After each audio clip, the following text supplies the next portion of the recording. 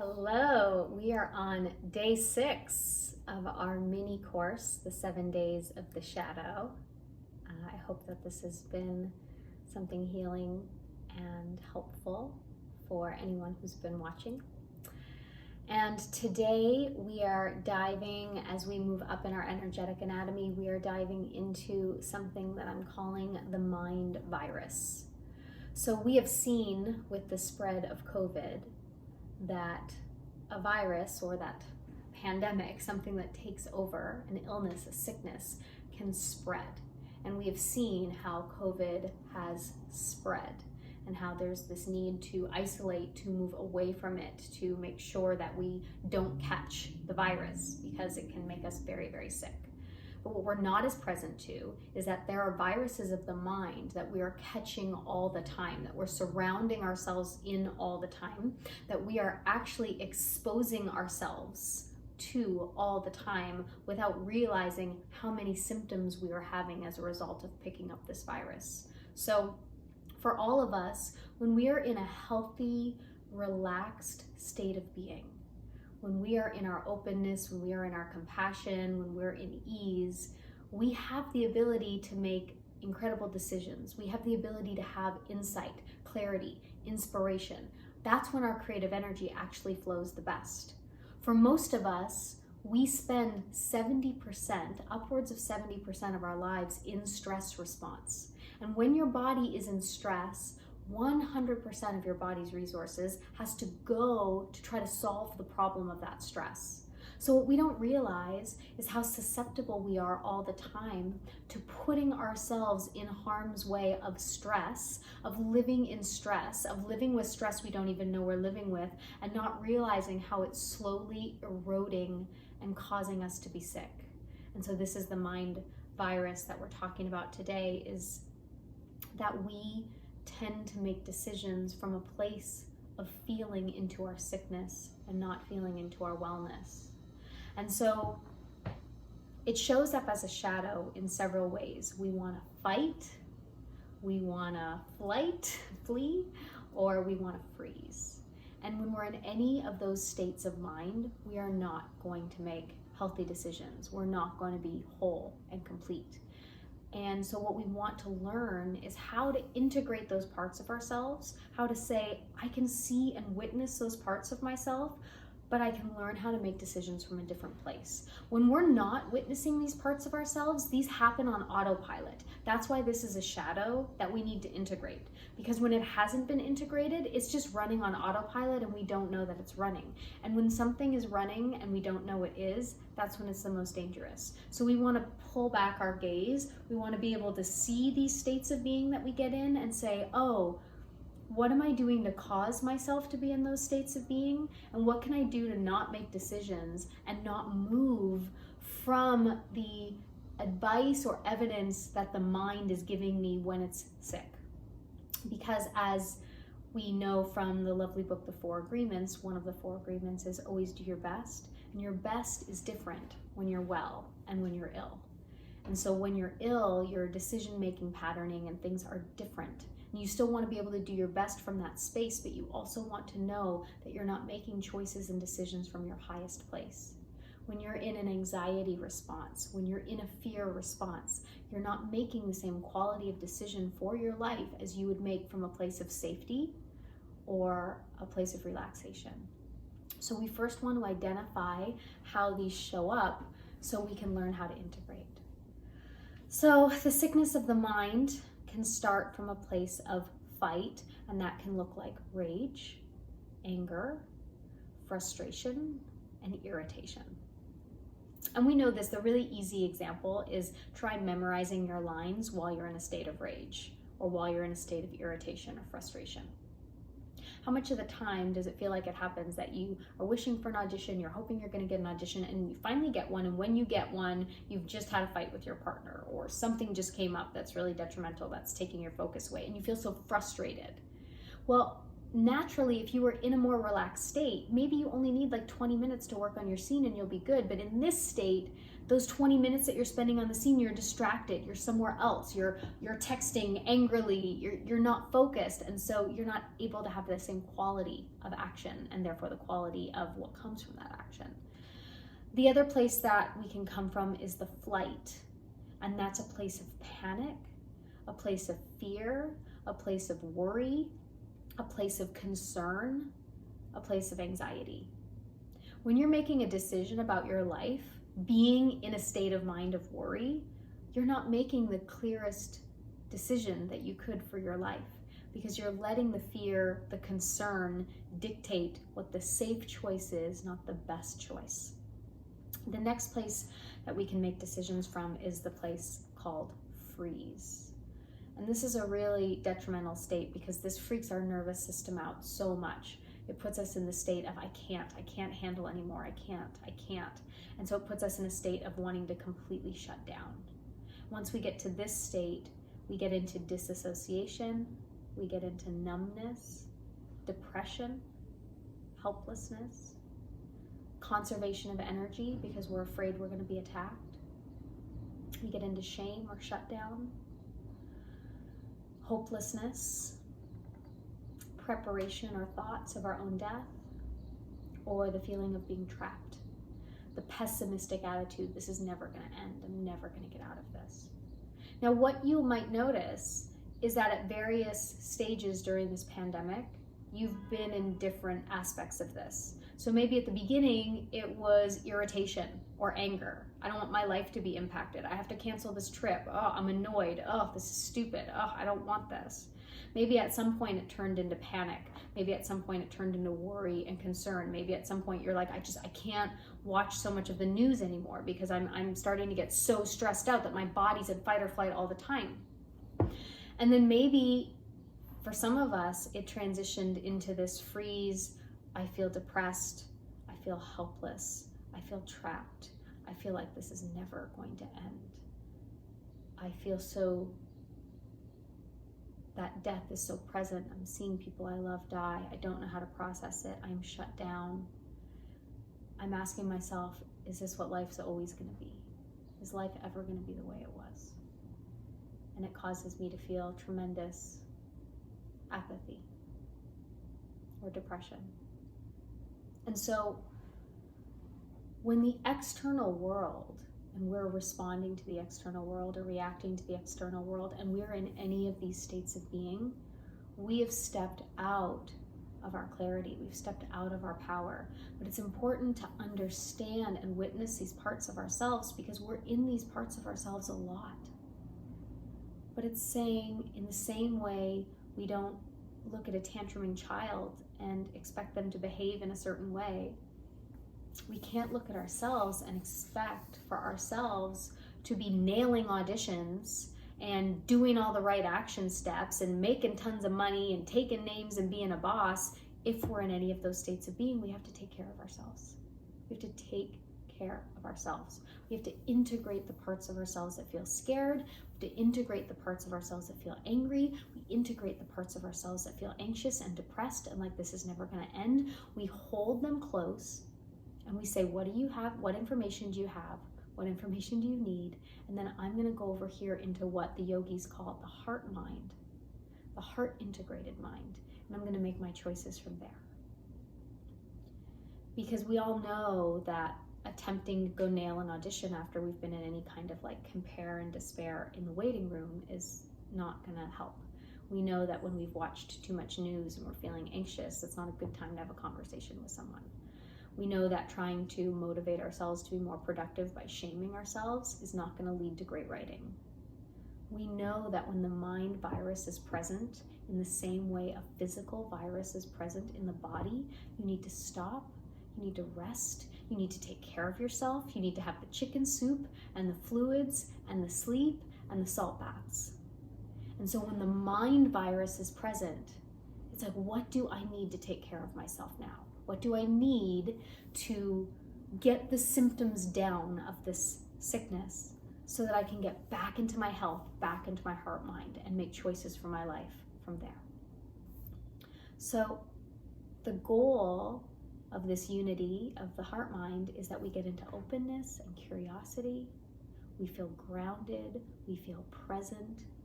This is the space that we can feel joy, we can feel open, we can feel compassion. And so it is not a good idea to have a conversation with a loved one about an issue at hand if I'm not in my heart-mind. Only from my heart-mind can I have a productive conversation. And if the other person isn't in their heart-mind, it's not going to help to have the conversation then either. Eckhart Tolle talks about it as the pain body. When someone's pain body is activated and your pain body is activated and two pain bodies are going at it, you're creating more of a mind virus. You're spreading the virus. You're both not wearing your masks. You're not taking care of yourselves and therefore each other.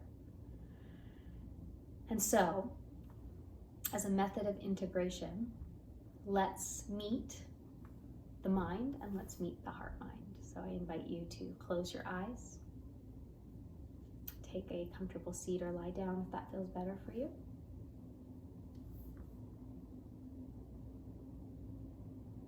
And without any kind of judgment or any kind of expectation, without needing this to go any certain way, imagine from behind your closed eyes that you can visualize a round room with white walls and a white marble floor, and beautiful windows all around the room. And as you gaze out at the windows, you see a beautiful beach scene outside. You see white sand and an ocean, waves coming and going, and beautiful sunlight shining in through the windows.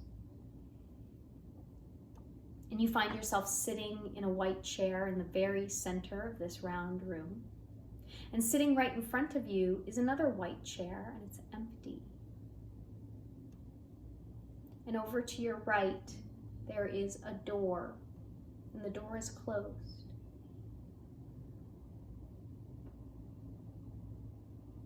And as you sit here, you decide, in an effort to integrate your own shadow, to bring present into your awareness any parts of yourself that you have judged or rejected, in an effort to heal and to love.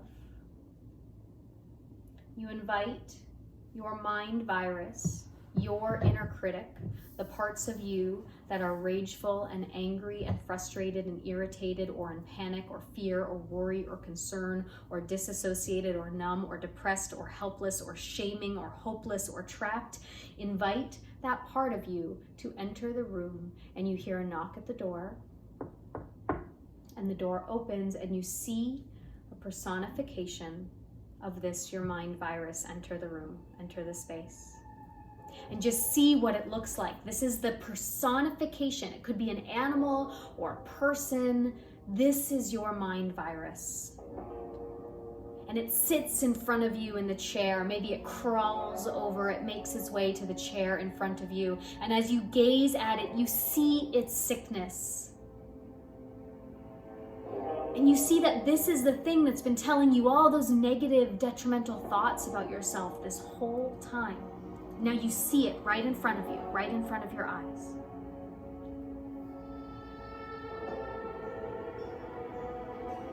And see what this mind virus has to say. Maybe it's full of hatred and rage and vitriol.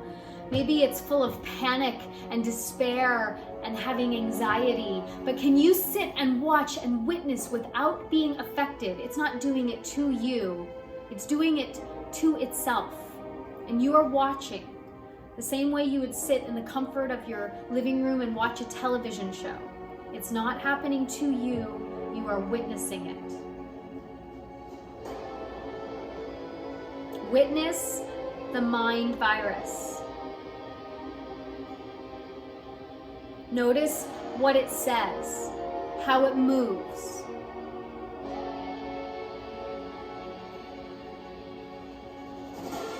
Notice how obsessed it is with what it's obsessed with. Addicted to drama, addicted to fear. Notice all the things it's been telling you all of this time that you've patiently taken as truth.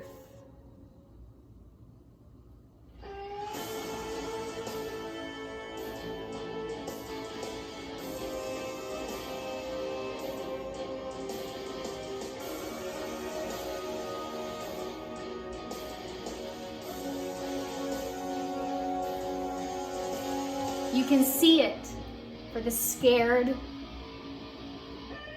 rageful creature that it is. You can see that from this place, you can't move powerfully into your life. This is not the guide that is meant to lead you into your greatness. It's actually meant to hold you back.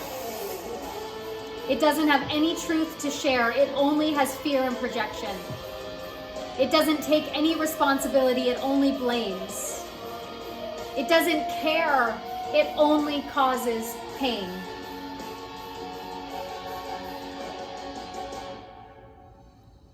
And so you can decide, having been present to this mind virus and seen it in its truth, you can decide that there is no longer room here for it. And whether it goes kicking and screaming or slithering away, tell it now to leave the room. Once more you are sitting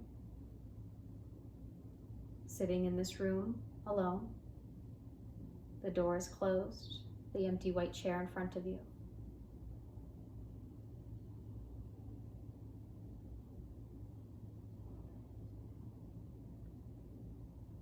And whenever you are ready, it's time to invite the heart mind into the space. And you hear a knock, and the door swings open, and here you see the personification of your heart mind, the space of openness and curiosity and grounded presence and joy, compassion, openness, and love. Seeing whatever you see, allow it to come into the room. Allow it to sit in the chair before you. And allow yourself to feel what you feel being in its presence.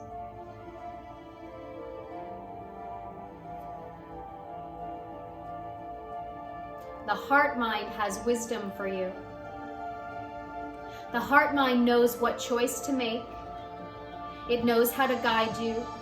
It knows how to lead you. It knows where you should go and who you should go with. It knows every next step. So allow yourself to witness your own heart mind and allow yourself to hear its wisdom.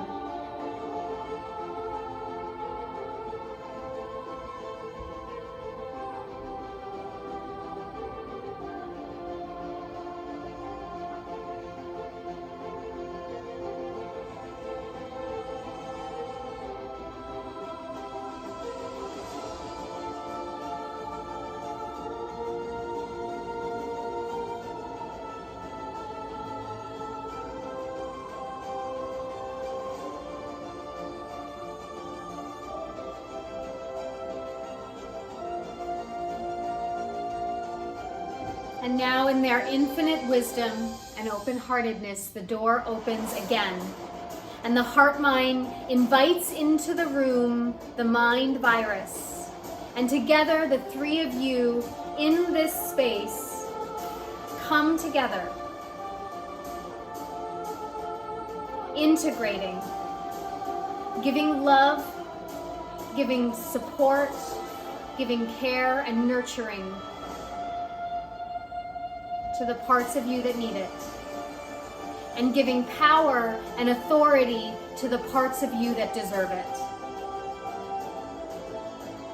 Feel yourself all together surrounded by a healing balm of white light, wrapping all three of you together in a blanket of healing warmth.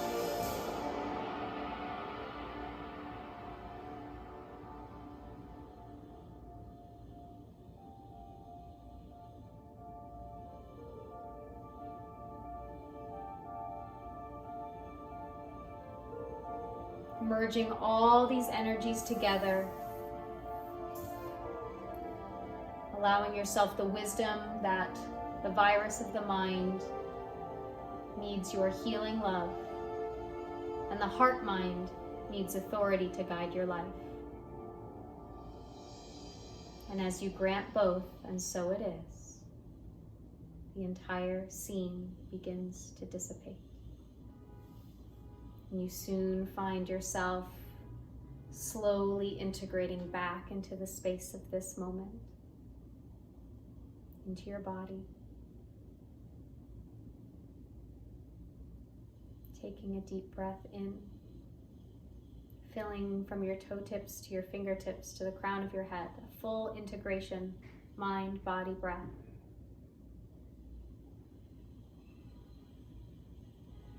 Exhaling to sigh and release anything out that's needed to be let out.